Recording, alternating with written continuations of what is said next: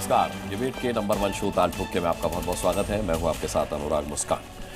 देखिए, UP ATS ने देश विरोधी गतिविधियों में शामिल जासूसों को गिरफ्तार करके बड़ी कामयाबी हासिल की है। गिरफ्तार आरोपियों में एक का नाम तुफैल है, ठीक है, जिसे वाराणसी से पकड़ा गया है, जबकि दूसरे जासूस मोहम्मद हारून को दिल्ली से दबोचा गया है। देखिए, दोनों को 14 दिन की न्यायिक हिरासत में जेल भेज दिया गया है। पाकिस्तानी आईएसआई के लिए जासूसी के आरोप में गिरफ्तार देश के गद्दारों को लेकर लगातार चौंकाने वाले खुलासे हो रहे हैं। ये सबसे गंभीर बात है। जांच में पता है क्या पता चला है? जांच में पता चला है कि तहरीक-ए-लब्बैक पाकिस्तान का चीफ और कट्टर मौलाना हाफिज साद हुसैन के वीडियो देखता था। जासूस तुफैल, इसके मोबाइल फोन से करीब 600 पाकिस्तानी कॉन्टेक्स्ट मिले हैं। जांच में यह भी पता चला है कि तुफैल व्हाट्सएप पर ग्रुप बनाकर वाराणसी, आजमगढ़ और मऊ के मुस्लिम युवकों को हाफिज साद हुसैन के भड़काऊ वीडियोस भेजता था, जिसमें खास तौर पर बाबरी की टीस वाले वीडियोस होते थे। जासूसी के आरोप में गिरफ्तार तुफैल की दोस्ती पाकिस्तान की नफीसा से थी। फेसबुक के जरिए दोनों की फ्रेंडशिप हुई और धीरे धीरे ही हनी ट्रैप में फंसता चला गया तुफैल। ऐसे में सवाल है कि क्या जासूसी के लिए मजहबी रंग के इस्तेमाल की साजिश रची गई और पाकिस्तान में आईएसआई का जासूसी प्लान कैसे हुआ डिकोड? और सबसे बड़ा सवाल, क्या सीधी लड़ाई में हारा तो जासूसी पर उतर आया पाकिस्तान? क्योंकि पूरी दुनिया ने देखा कि भारतीय सेना ने पाकिस्तान में कैसा आतंकवादियों की बुनियाद को हिला दिया और पाकिस्तानी एयरबेस को तहस नहस कर दिया। आज इन्हीं अहम मुद्दों पर ताल ठोक कर करेंगे चर्चा।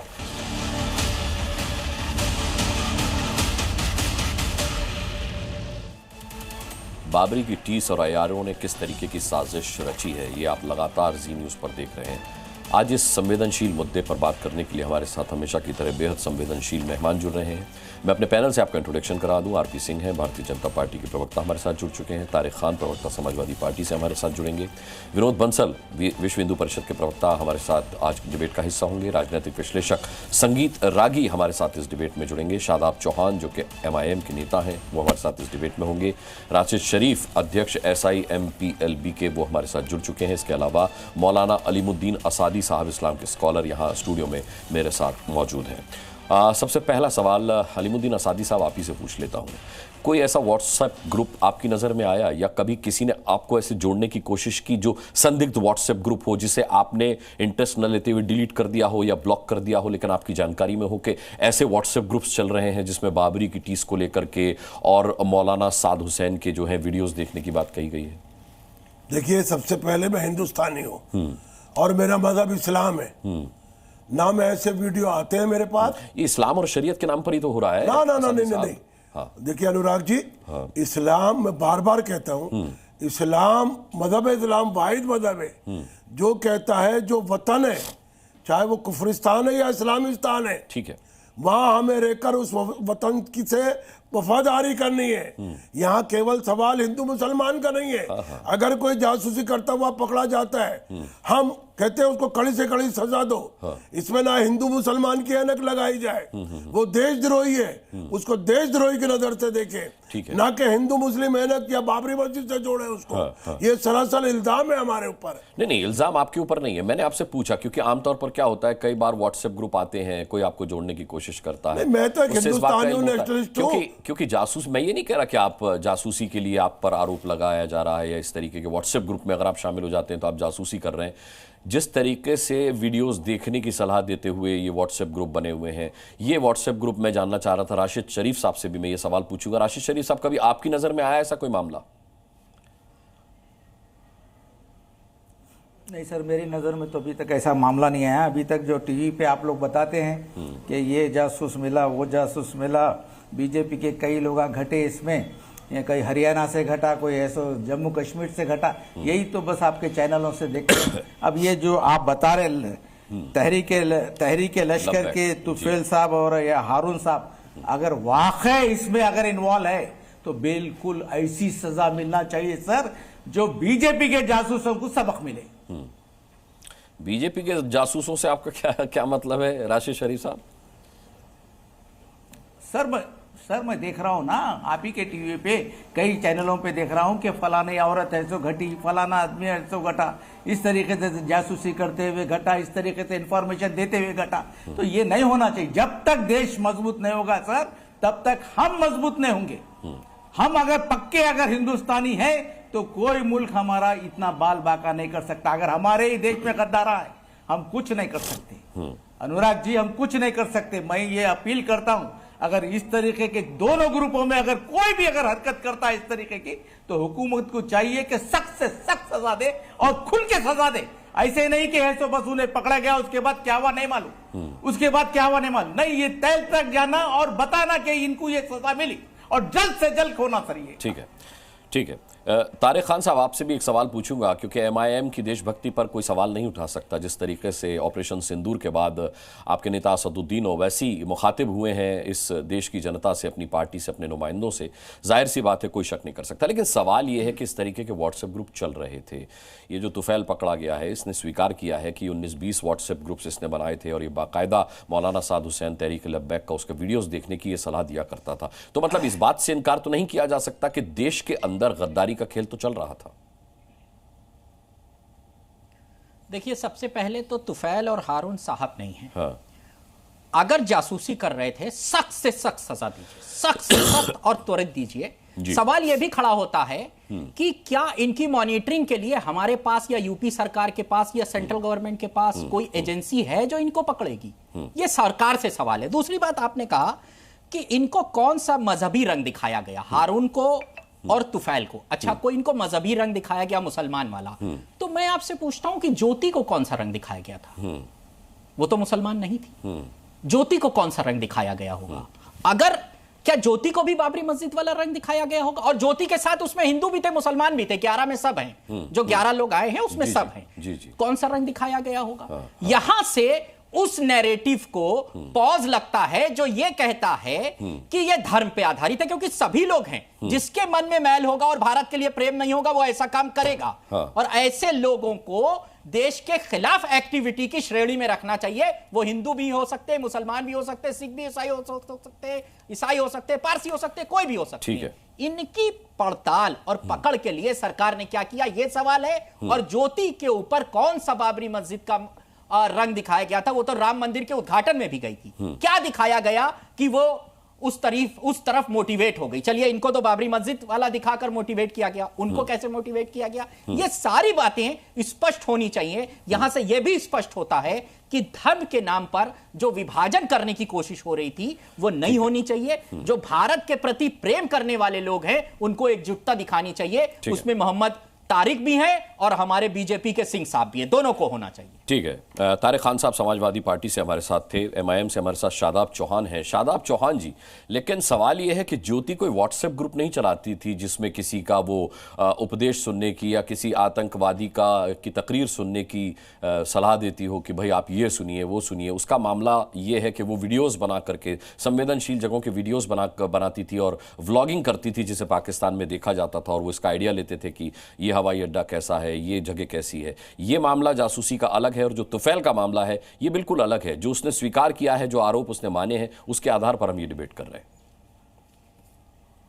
देखिए अनुराग भाई, हमारे नेता बैरिस्टर ओवैसी साहब ने जब ये घटना घटी उस दिन से लेकर और जब हमारी सेना ने शौर्य और पराक्रम के जरिए पाकिस्तान के आतंक के अड्डों को उड़ाया, उससे लेकर और जब डेलीगेशन में वो भारत का प्रतिनिधित्व करने के लिए यूएई और कुवैत, सऊदी अरब और कुवैत जैसे कंट्रीज में जो जिम्मेदारी मिली है भारत सरकार द्वारा, उसको निभाने तक हमारा एक ही स्टैंड है, क्रिस्टल एंड क्लियर स्टैंड है कि टेररिज्म के लिए कोई जगह नहीं है। जो हमारे देश के साथ गद्दारी करेगा, हमारी सूचनाएं हमारे दुश्मन को देगा, चाहे नाम हारून होगा, चाहे नाम ज्योति होगा, हम उन गद्दारों के न सिर्फ खिलाफ हैं बल्कि भारत सरकार से ये मांग करते हैं कि ऐसे समय में एक मॉनिटरिंग टीम बनना चाहिए और पूरी जांच होनी चाहिए। जो भी लोग लिंक्ड है, कोई भी आतंकवादी गुट जो भारत के प्रति दुश्मनी रखता है उसके प्रति कोई संवेदना नहीं होनी चाहिए। और ये बात मैं आईएसआई और जितने भी पाकिस्तान के आतंकवादी के ग्रुप हैं सबको बता देना चाहते हैं। हमारे विनोद जी से, सिंह साहब से बहुत से मतभेद हैं और होंगे, लेकिन कोई बाहरी दुश्मन हमारे मतभेदों का फायदा उठाकर हमको हमारे देश के खिलाफ कभी इस्तेमाल नहीं कर सकता। हम अपने देश से प्रेम करते हैं और सब एक साथ खड़े हैं। और अगर 2-4 गुंडों को आप मोटिवेट कर रहे हो तो हम उन गुंडों को भी वही सबक सिखाएंगे जो पाकिस्तान को हमारी सेना ने सबक सिखाया है। आखिरी बात, सवाल ये पैदा होता है कि अगर कोई सोशल मीडिया पे कोई लिखता है तो प्रोफेसर खान को तो जेल हो जाती है, और एक मिनिस्टर कर्नल सोफिया कुरैशी साहिबा पर बकवास करता है, वो आज भी आजाद घूम रहा है और एफआईआर होती है, वो भी अदालत के बाद। भाई आजाद तो वो भी घूम रहे हैं जिन्होंने विंग कमांडर व्योमिका सिंह पर टिप्पणी की थी। आजाद तो वो भी घूम रहे हैं। डेफिनेटली मैं कह रहा हूं कि भारतीय सेना पर टिप्पणी करने वाले, भारतीय सेना का अपमान करने वाले, भारतीय सेना के शौर्य और पराक्रम को बदनाम करने वाले, उन पर सवाल उठाने वाले, उनका राजनीतिक लाभ लेने वाले लोग कभी भी, मुझे नहीं लगता कि वो लोग देशभक्त हैं। अरे सेना पर गर्व होना चाहिए। पाकिस्तान के आतंक के अड्डों को 25 मिनट में उड़ा दिया हमने, और इसीलिए हम कह रहे हैं कि जब बात देश की आए सबको एकजुट होना चाहिए। और आईएसआई का एजेंडा कभी भारत में कामयाब नहीं होगा। ये वो लोग कामयाब करते हैं जो भारत के मुसलमानों को जनरलाइज करके बदनाम करते हैं। वो आईएसआईएस और पाकिस्तान के एजेंडे को हवा देने का कार्य करते हैं, और मुझे विश्वास है कि इस पैनल में कोई भी उस तरह का कार्य नहीं करेगा। और एक मत होकर संदेश दें पाकिस्तान को हम कि पूरा देश एकजुट है आपके आतंकवाद के खिलाफ और आपके जोकरों के खिलाफ। आरपी सिंह साहब, आपका रिएक्शन जरूर चाहूंगा, क्योंकि जाहिर सी बात है ऑपरेशन सिंदूर के बाद सबसे बड़ा चैलेंज यही है कि देश के बाहर के गद्दारों से, आतंकवादियों से तो हम निपट लेंगे, लेकिन जो देश के अंदर आस्तीन के सांप पल रहे हैं, जो जासूस हैं, जो आईएसआई के इशारे पर यहां काम कर रहे हैं, जासूसी कर रहे हैं, उनसे निपटना कितना बड़ा चैलेंज है। और ये सर एक बहुत बड़ा नेटवर्क इतने सालों से आखिर चल कैसे रहा है? देखिए मुस्कान भाई, दो प्रकार के मामले हैं। एक है जिनको लालच देकर, जिनको आर्थिक लाभ देकर जो सूसी के जाल में फंसाया गया, जो जाल में लाया गया, उसमें ज्योति मल्होत्रा भी एक है जिसको लालच देकर, या उसका करियर का लालच देकर, जो भी लालच दिया होगा उसको वह एक है। वहाँ पर एक शेख बंधु भी वहाँ पर आया, सुखप्रीत सिंह उस नेटवर्क में। एक कैटेगरी वो है, एक कैटेगरी वो है जिनको धर्म के नाम पर बहका कर उनको उस ओर ले जाया गया है। उसमें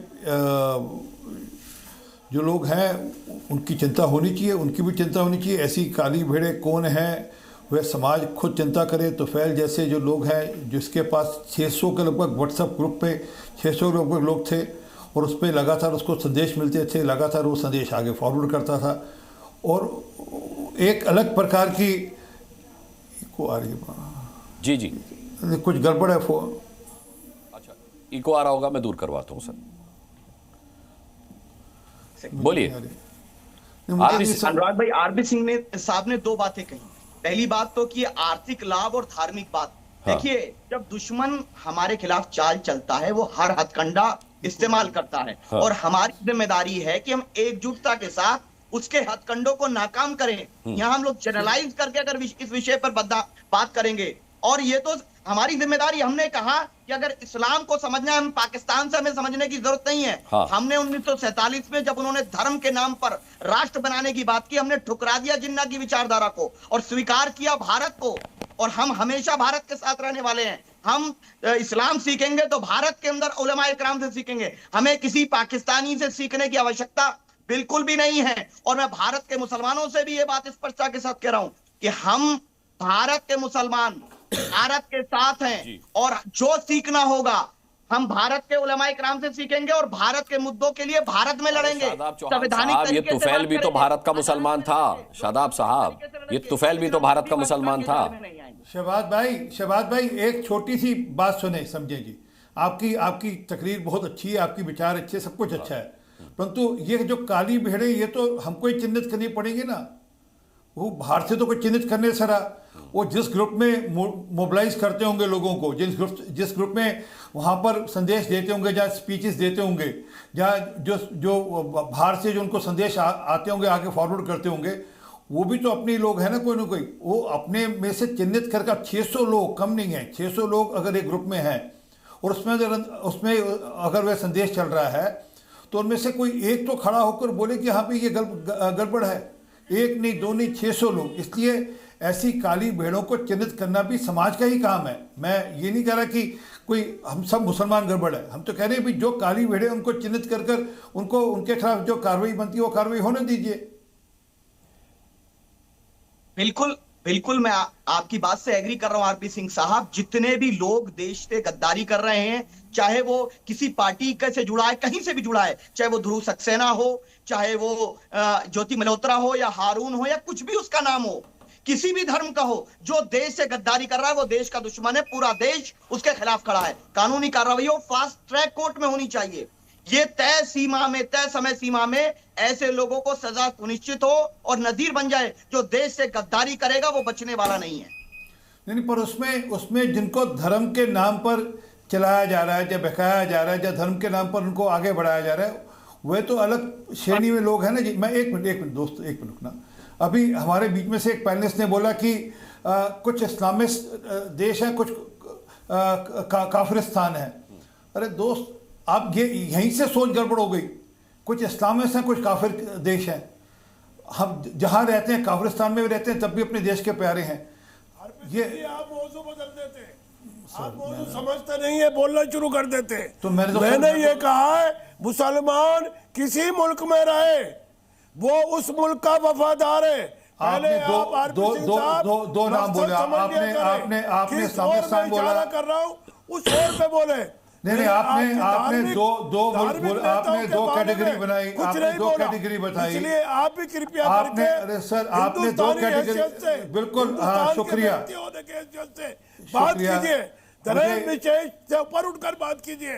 आपने मोड़ दिया मौजू, आपने मोड़ दिया कब्रिस्तान, और आपने, मैंने कब्रिस्तानी बोला, मैंने कब्रिस्तानी, काफिरिस्तान बोला आपने वर्ड। मैंने कहा ना, हम आपने शब्द काफिरिस्तान है, मुस्लिम में रहे। अब सुन लीजिए, चाहे आपने वर्ड काफिरिस्तान बोला, आपने शब्द काफिरिस्तान बोला, आपने शब्द बोला काफिरिस्तान। यार उसका मतलब बता दीजिए क्या होता है? काफिरिस्तान का मतलब क्या होता है? अरे आप समझ नहीं रहे।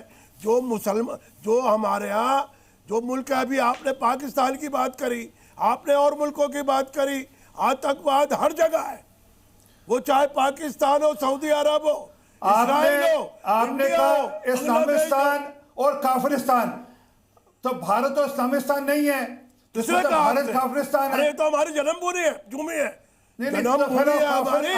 हमने आपसे ज्यादा लड़ाई लड़ी है आप इस फिर हिंदुस्तान को आजाद कराने के लिए। बहुत बड़ी कृपा आपकी। हमने जो है 350 साल जद्दोजहद करी है, जब जाके हमको ये समर मिला है, ये भाईचारा, कौमी इत्तेहाद जब भी कायम हुआ है। शब्द काफिरिस्तान मौजू बोल देते हैं आप। मौलाना साहब, मौलाना सादी साहब, फिर आपने शब्द काफिरिस्तान क्यों इस्तेमाल किया?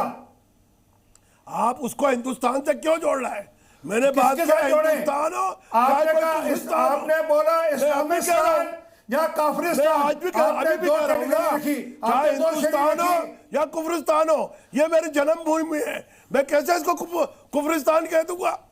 जहाँ मैं पैदा हुआ, बड़ा हुआ, इस्लाम हुआ, इस्लामिस्तान या कुफरिस्तान कैसे कर सकता हूँ? आपने खुद का, मैंने थोड़ा कहा दिए, मैं स्वतंत्रता सेनानी परिवार से आता हूँ, मैं कैसे आप शब्द बोलने दूंगा किसी को हिंदुस्तान के बारे में? तो फिर अपने शब्द वापस लीजिए। आप क्यों मैं वापस? नहीं, फिर अपने शब्द वापस लीजिए ना। ये जो आप धर्म के नाम पर देश और राज्य की बात कर रहे हैं, यही तो दिक्कत है। इस्लामिस्तान क्या होता है कैसे अपना मुल्क कह और काफिरिस्तान क्या होता है?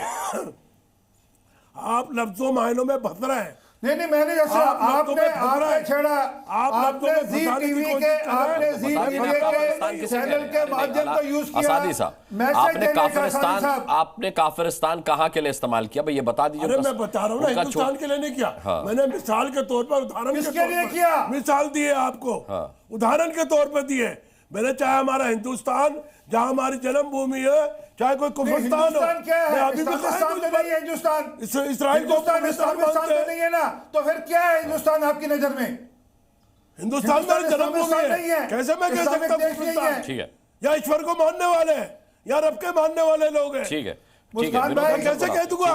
ठीक है, विनोद बंसल साहब, सिख धर्म से आते हैं। अच्छा, असादी साहब रुक जाइए। विनोद बंसल हमारे साथ हैं। विनोद बंसल साहब, अब यहाँ जितने भी मुस्लिम पैनलिस्ट हैं, सबका कहना है कि ऐसे जासूस अगर पकड़े जाते हैं तो वो चाहे किसी भी धर्म के हो, हिंदू हो, मुसलमान हो, सिख हो, ईसाई हो, फास्ट ट्रैक कोर्ट में उन पर फैसला चलना चाहिए, देशद्रोह का उन पर मुकदमा चलना चाहिए और कड़ी से कड़ी सजा उनको दिए जाने में देर नहीं होनी चाहिए। फिर दिक्कत क्या है? सिर्फ उस तंत्र का पता लगाना है जिस तंत्र में आस्तीन में सांप पल रहे हैं।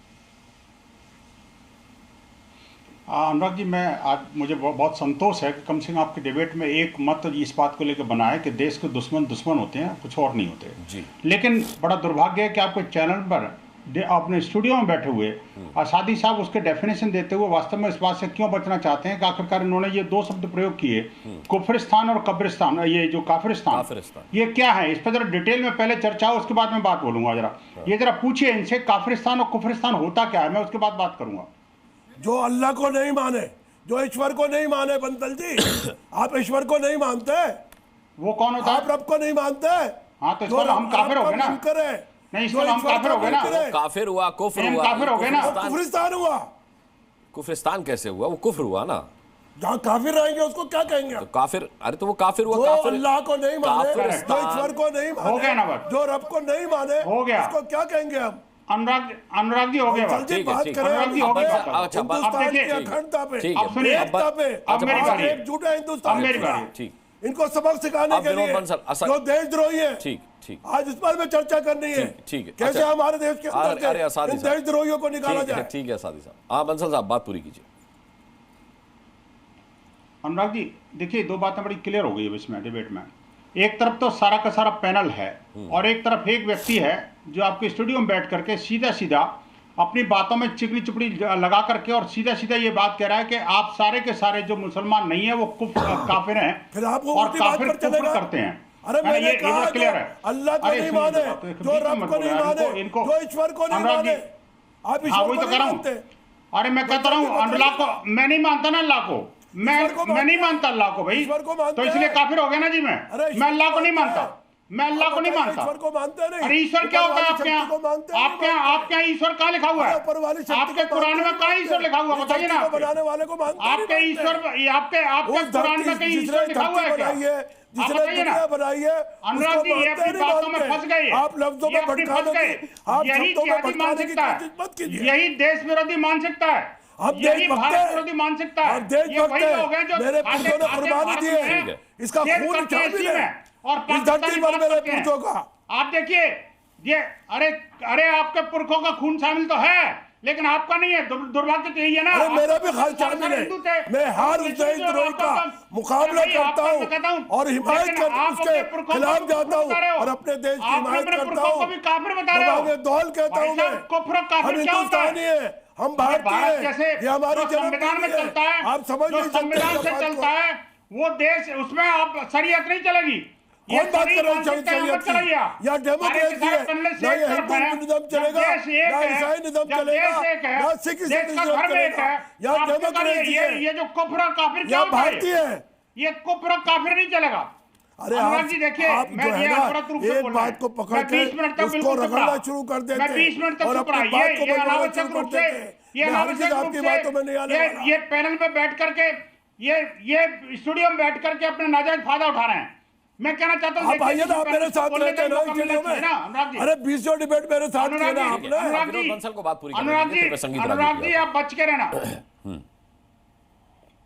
अनुराग जी मैं बड़ा विनम्रता पूर्वक कह रहा हूं, आप जरा सावधान रहना ऐसे व्यक्ति से जो कि आपके पैनल में आपके स्टूडियो में बैठ करके आपको काफिर कह रहे हैं और आप कुफ्र करते हैं, इसलिए आपको सजा क्या होनी चाहिए इससे बच रहे हैं अभी कहने में, लेकिन कहते क्या है करते क्या है सबको सामने है। लेकिन एक बात अब स्पष्ट से जरूर है कि अब भारत के विरुद्ध जो है ना, भारत के विरुद्ध जो विस्फोटन करने वाले सांप हैं, मैंने पहले दिन कहा था अनुराग जी कि भारत के सीमा और सीमा से पार के जो काम है वो तो मेरी सेना और मेरी सरकार निपट लेगी। ठीक है, लेकिन हाँ, भारत में जो आस्तीन में छुपे हुए सांप हैं उनसे हमें रोकना पड़ेगा। ऐसे जो सफेद सांप है ना जी, ऐसे सफेद सांप है उनका फन को चलना बहुत जरूरी है। जो बात कुफ्र की करते हैं, जो बात काफिर की करते हैं, काफिरों को मारने की बात करते हैं, जो बात इस्लाम की करते हैं, बंदल जी मेरी बात का जवाब नहीं दिया, डिबेट को बढ़ा रहे हैं। मैं कहना चाहता हूं, उत्तर दे दीजिए, देखिए अनुराग जी बनाने वाले को अनुराग जी ये आजादी नहीं है, ठीक है, ये आजादी नहीं है, ये वास्तव में ये देश के दुश्मन है एक तरह से मैं कहना चाहता हूं। हमें सर्टिफिकेट की जरूरत नहीं है, बहुत गंभीर बात है ये। आप वफादार हैं, सभी लोगों को मैं अप्रिशिएट करता हूं। आपके कहने से देश के दुश्मन नहीं मिलेंगे। ठीक है, लेकिन संगीत रागी जी, विभाजनकारी विवाद, ठीक है मैं आता हूं, विनोद बंसल में आता हूं। संगीत रागी जी, बड़ी सिंपल सी डेफिनेशन है इस्लाम में कि जो अल्लाह को नहीं मानता वो काफिर है। सवाल यह है कि क्या जिस तरीके से असादी साहब आपको लगता है मैनिपुलेट करने की कोशिश कर रही है, कह रहे हैं कि जो किसी भी धर्म में अपने गॉड को नहीं मानता, वाहिगुरु को नहीं मानता, ईश्वर को नहीं मानता, गॉड को नहीं मानता, वो भी काफिर है, जबकि हिंदू धर्म में ऐसा कोई नियम नहीं है कि अगर आप ईश्वर को नहीं मानते हैं तो आप काफिर हैं। तो क्या आपको लगता है कि ये वाकई में हमें और आपको भी काफिर कह रहे हैं, या फिर इनका सीधा सा संदेश है कि किसी भी धर्म में जो अपने गॉड को, अपने भगवान को, ऊपर वाले को नहीं मानता वो काफिर है? देखिए, काफिर का मतलब ये है जो इस्लाम को नहीं मानता है, जो प्रोफेट मोहम्मद को अंतिम पैगंबर नहीं मानता है, जिसका कुरान में विश्वास नहीं है, वो काफिर है। और ये सब बातें जो है वो सब बहलाने की है। जो इस्लाम को पढ़ा है, जिसने भी पढ़ा है वो अच्छी तरीके से जाना है, और मैं पढ़ा हूँ इसलिए मैं ऐसा कह रहा हूँ। यदि ऐसा नहीं होता तो मक्का के अंदर 360 बूतें थीं जिनको पूजा जाता था, और प्रॉफिट मोहम्मद साहब के आने से पहले उनके पूर्वज भी उन बूतों में से किसी को पूजा, किसी न किसी को पूजते थे। यदि ऐसा था तो उन सारे बूतों को तोड़ क्यों दिया गया? बामियान को क्यों तोड़ दिया गया? सारे मंदिरों को क्यों तोड़ दिया गया? देखिए, ये सब बहलाने के लिए ये अरे अभी दुबई में, शारजा में मंदिर बनाए नहीं संगीत रागी जी, अभी वास्तव में बनाए नहीं बनाए मंदिर? आप क्यों इतनी दखियानूसी बात करते हो? बात पूरी कर लेने वो किस धर्म के विषय आप की वो इंटरप्ट मत मूर्तियां कीजिए, थी? असादी साहब इंटरप्ट मत कीजिए, कोई आप पर व्यक्तिगत हमला तो वो कर नहीं रहे। बोलिए संगीत रागी। देखिए, इस्लाम और सहिष्णुता दोनों एक दूसरे के विपरीत हैं। इस्लाम और लोकतंत्र दोनों एक दूसरे के विपरीत हैं। इस्लाम दूसरे धर्मों को तवज्जो दे दो, बिल्कुल है। जो ये कहा जाता है ना, अल्लाह अकबर, दीन में अल्लाह के अलावा कोई पूजा के लायक नहीं है। वो कहते हैं राम पूजा के लायक नहीं है, कृष्ण पूजा के लायक नहीं है, तुम्हारे देवी दुर्गा पूजा। इतना बड़ा घृणा, आप उसका उत्तर गलत दे देते हो। ठीक है, बोलने दीजिए। अच्छा संगीत रागी को कंप्लीट कर लीजिए। हाँ, देखिए, ये वही नफरत की चीज है, यही नफरत का बीज शुरू होता है जब आप कहते हैं मेरे धर्म, मेरे अल्लाह, मेरे प्रॉफिट, मेरे कुरान, इसके अतिरिक्त दुनिया में और कोई है ही नहीं। ये एब्सोल्यूट ट्रूथ है, ये अंतिम सत्य है, यहीं से रास्ता निकलता है, इसके अतिरिक्त और कुछ नहीं रास्ता निकलता है। ये जितने सारे मुसलमान हैं ना, अभी जन्नत में जाने के पता नहीं कहाँ है, वो लास्ट जजमेंट डे एक होता है, लास्ट जजमेंट, तब तक कब्र में नहीं फंसे रहते हैं। और आपको जानते हैं कि आतंकवाद पे आलोचना करना चाहिए, लेकिन जिस मजहब का मैं मानने वाला हूँ वो हमें ये उपदेश देता है, ये बताता है हमें किसी धर्म के बारे में बुराई नहीं करनी है, किसी पुरुषों को बुरा नहीं कहना है। ये हमारे पैगंबर मोहम्मद सल्लल्लाहु अलैहि वसल्लम कह रहे हैं। ठीक है, आपने एक वाकया सुना ना कूड़ा फेंकने वाली का?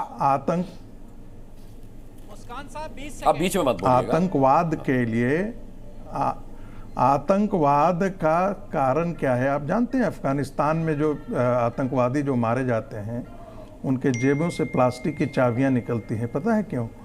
क्योंकि आपने अच्छा कर्म किया है तब आपको जन्नत नहीं मिलेगा, आपने भला कर्म किया है, ये जन्नत की गारंटी नहीं है। लेकिन आपने दीन के लिए, शहीद शब्द जो होता है ना, शहादा शब्द से बना है, जो इस्लाम के लिए शहीद होता है, जो इस्लाम के लिए अपने आत्म को कुर्बान, वो सीधे जन्नत जाता है, जहां हूरें उनका इंतजार कर रही होती हैं, और 72 हूरें के जिसके बारे में आप ये इंटरप्रिटेशन दिल्ली यूनिवर्सिटी में पढ़ाते हैं। मैं राशिद शरीफ साहब से सर्टिफिकेशन ले लेता हूं इसका। राशिद, अब मैं आ रहा हूं आरपी सिंह साहब। राशिद शरीफ साहब, क्या गलत कह रहे हैं संगीत रागी?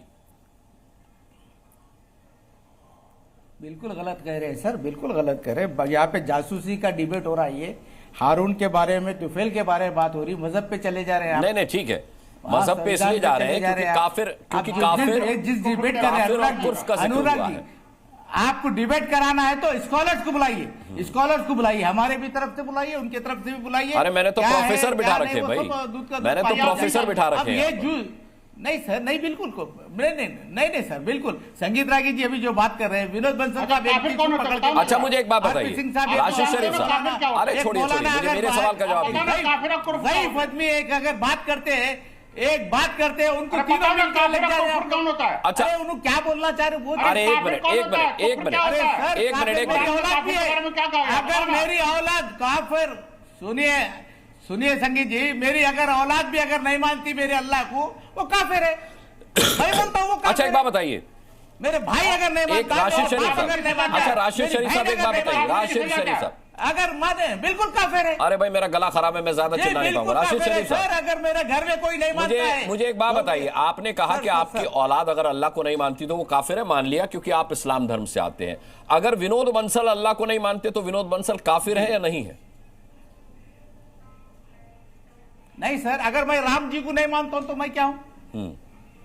अगर मैं दूसरे मजहबों को नहीं मानता हूं तो मैं क्या हूं? उनकी नजर में इसकी बात नहीं है, बात उसकी है ही नहीं। बताइए, आप बताइए, बात क्या है होगा? कि आप काफिर अरे विनोद बंसल जी, मैं आप राम जी को नहीं मानता हूं तो आप क्या बोलेंगे मेरे को?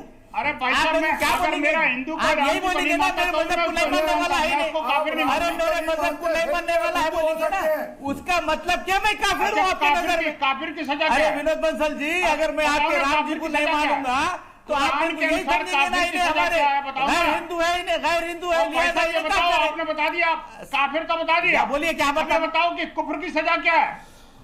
मैं कहता हूँ काफिर तो आपने बता दिया कि जो अल्लाह को नहीं मानता वो काफिर है, लेकिन काफिर की सजा क्या है? इस्लाम के अनुसार, अरे कुरान सर, के पहले अनुसार बताओ ना जरा। आप पहले बता दो। हिंदू सही बन जाइए जनाब, आप पहले हिंदू सही बन जाइए। यहाँ तक सर मैं आपको मैं कुछ नहीं बनना चाहता, मैं जो हूँ वो बढ़िया हूँ। मैं तो आपके कुरान को जानना चाहता हूँ, आपके मानसिकता को जानना चाहता हूँ। काफिर की सजा क्या है? क्या कुरान में काफिर की सजा डिफाइन नहीं है क्या?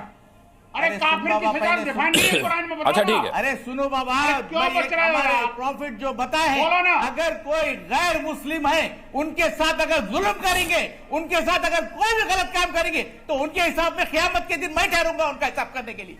अरे ये है हमारा मजहब, ये है हमारा मजहब भाई साहब। काफिर ये की नहीं सजा है क्या है? काफिर, ये नहीं है। अगर कोई काफिर है, अगर काफिर है काफिर तो की उसको सजा तो अपने मिली एलिये ना भैया, तो आपको हम काफिर नहीं दे सकते। हमारे इस्लाम में नहीं है, एक तरीके से सजा देने का हमारे कानून है इस्लाम नहीं में है। एक बड़ी खबर बता दूं। एक बड़ी खबर यह है कि मेड इन इंडिया आईफोन पर 25% टैरिफ की बात है। यूएस में नहीं बना फोन तो फिर 25% टैरिफ लगेगा। मेड इन इंडिया एप्पल पर ट्रंप की धमकी है। मेड इन इंडिया फोन पर 25% टैरिफ लगाया जाएगा। देखिए ट्रंप का ट्वीट भी सामने है आपके।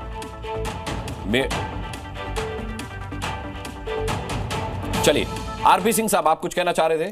देखिए, मूल बात समझिए, जो यहाँ से सारी बात शुरू हुई और जहाँ मैंने कहा काली भेड़े पहचानो, वो ये है कि आप काफिर किसको कह रहे हो? आप कह रहे हो इस्लामिस्तान या काफिरिस्तान? भाई इसका मतलब हम तो इस्लामिक देश नहीं है, हम इस वक्त काफिरिस्तान हो गए। सर मैं रोका नहीं, मैंने टोका नहीं, मैं पूरी बात करूं, हमारी बात को गलत तरीके से पेश किया जाएगा कैसे? पाकिस्तान बोला तो वो उसका उदाहरण दिया ना मैंने। ठीक है, सर मैं काफिरिस्तान कौन सा देश है बताइए? कौन सा देश जो काफिरिस्तान? अल्लाह को नहीं माने, जो ईश्वर को नहीं माने, जो गॉड को नहीं माने, मैंने उदाहरण दिया है। हाँ। उदाहरण के तौर पे कोई बात की जाएगी नहीं की जाएगी? ठीक है। मिसाल के तौर पे कोई बात की जाएगी? अब आरपी सिंह साहब को बात अच्छा, कीजिए। चलिए, हिंदुस्तान में हमारे ठीक। हजारों साहब सुन लिया। असादी साहब, इजराइल काफिर देश है या नहीं है? इजराइल काफिर देश है या नहीं है? मैंने तो कहा काफिर है। अरे वहाँ कहीं कुछ चलेंगे भैया, आ जाओ आप ये बताइए, वहाँ कहीं गुरु नानक किसको मानते थे? खतरनाक वहाँ पे आ जाओ, किसकी पूजा करते थे गुरु नानक, जिसके आप पैरोकार हैं? सिख धर्म के। मैं जो आपको सिख गुरुओं के बानी है, आपने गुरु जो नानक देव सिख जी की धर्म बात के करी, बानी है। तो मैं आपको फिर एक मूल बात बताऊं धर्म की। सुनिए फिर एक मिनट, सुनिए एक मिनट सबके सब।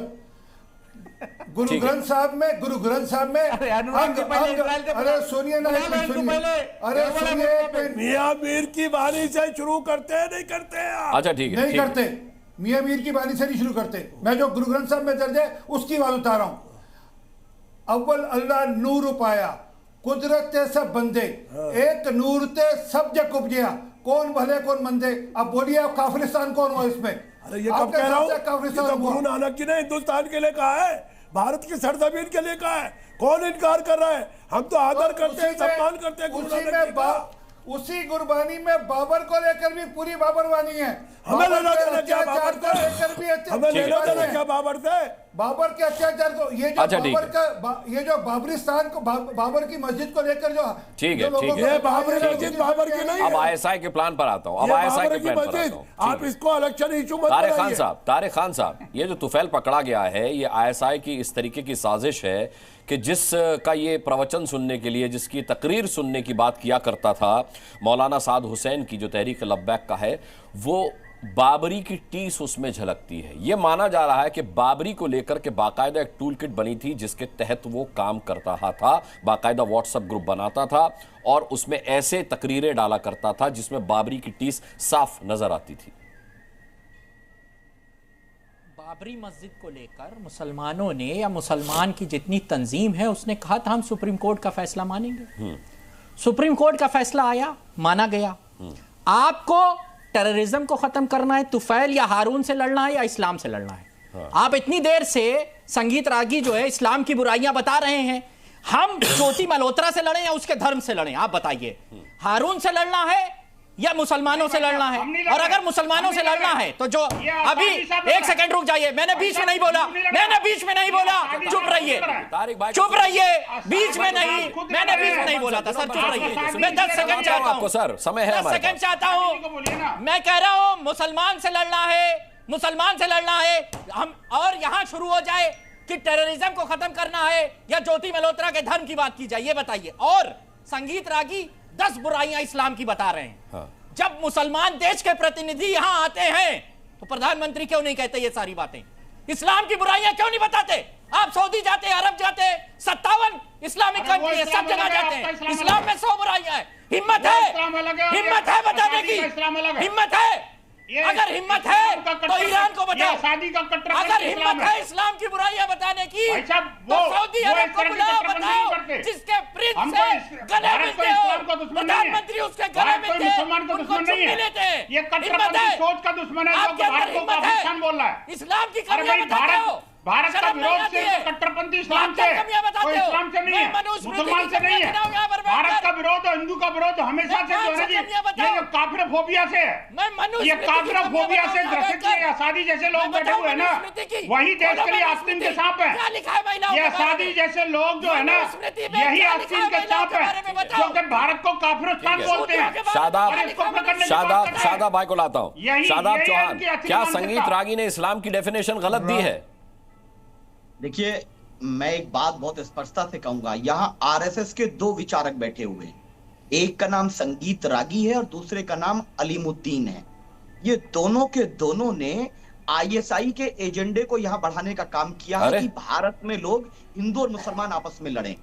क्या जरूरत है ये सब बातें करने की? हमारी लड़ाई हारून और ज्योति मल्होत्रा से है, हमारी लड़ाई ना हिंदू धर्म से है, ना मुसलमान से है, इस्लाम से है, ना सिख से, किसी से नहीं है। क्या बात ये करनी है कि सरकार को सुझाव देना है कि कैसे ये जो स्कैप गोट्स है, ब्लैक गोट्स हैं, इनको पकड़कर सजा दी जाए और भारत में किसी भी प्रकार के गद्दार, देशद्रोही, जो देश की सूचना चाहे ध्रुव सक्सेना के रूप में, हारून के रूप में, ज्योति मल्होत्रा के रूप में, किसी भी रूप में हमारी जो महत्वपूर्ण सूचनाएं हैं उनको पाकिस्तान को देते हैं या किसी दुश्मन देश को देते हैं, उनको पकड़ा जाए, एक नजीर कायम की जाए। नजीर कायम किया जाए। अलीमुद्दीन असादी साहब आपको आईएसआई का एजेंट बता दिया है। देखिए, शादाब चौहान आपको आईएसआई का एजेंट बता रहे हैं। चौहान को मालूम नहीं है, अभी इनके राष्ट्रीय अध्यक्ष को बाहर भेज दिया गया, तो ये खुश है। और कल तक इनके बारे में क्या राय रखते थे, आज कैसी राय बदल गई इनको? हमें इससे लेना देना नहीं, हम भारतीय भारत की बात करेंगे, भारत की रक्षा की बात करेंगे, भारत कैसे सेफ रहे हम उसकी बात करेंगे, जाकर 4 टुकड़ों को खातिर हम हिंदुस्तान को बेचेंगे, हम उसकी रक्षा करेंगे। बाबरी मस्जिद को लेकर कोई दिलो दिमाग कोई नहीं है, कोई फैसला आ गया, फैसला हो गया, उसका कौन इनकार कर रहा है? अभी समाजवादी के प्रवक्ता कह रहे थे इस बात को, समझने की कोशिश करनी चाहिए। यही तो लोग हैं बिला वजह संगीत रागी मान्यता बगाने के लिए, आपको आईएसआई का एजेंट बताया दिखाने के लिए ऐसे प्रवक्ता जो हर रोज बदल जाते हैं। अब आपने बोला संगीत रागी अनुराग, खतरा मुसलमान से नहीं है, मुसलमान सेकुलर हो सकता है, खतरा इस्लाम से है और इस्लाम की उस व्याख्या से है जो दूसरे धर्मों को अपना दुश्मन समझता है। मेरी बात को गौर से रखिएगा, खतरा मुसलमान से नहीं है, खतरा इस्लाम की उस व्याख्या से है जो दूसरे धर्मों को काफिर मान करके और उसे सजा देने की बात करता है। खतरा उस इस्लाम से है जो जिहाद की व्याख्या इस रूप में करता है कि दूसरे धर्मों को जीने का अधिकार नहीं है।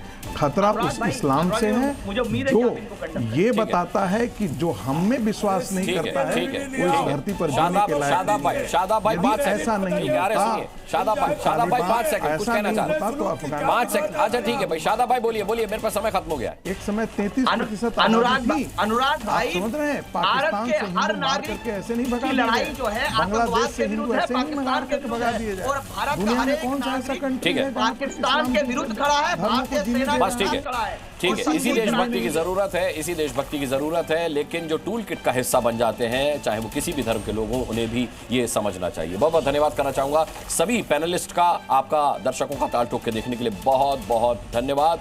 अगली मुलाकात तक अपना बहुत बहुत ख्याल रखिएगा। मुझे अभी के लिए इजाजत दीजिए, नमस्कार।